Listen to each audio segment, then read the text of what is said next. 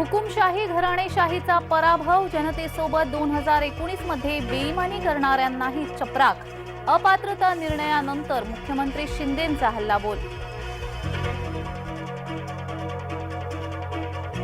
संजय राऊतांनी पातळी सोडली, शिंदेंवर टीका करताना बेताल बडबडीची राऊतांनी केली हद्द।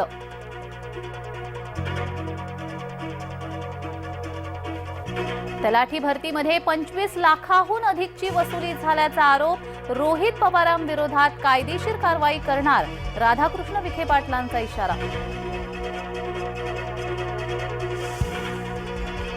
जामिनावर सुटल्यानंतर शक्ती प्रदर्शन करणं भोवलं, सुनील केदार यांच्या विरोधात पुन्हा गुन्हा, केदार यांच्यासह समर्थकही अडचणीत।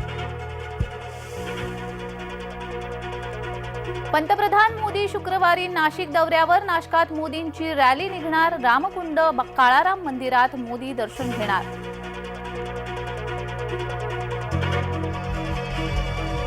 मोदींनी मणिपूरच्या मंदिरातही जावं, संजय राऊतांचं आव्हान।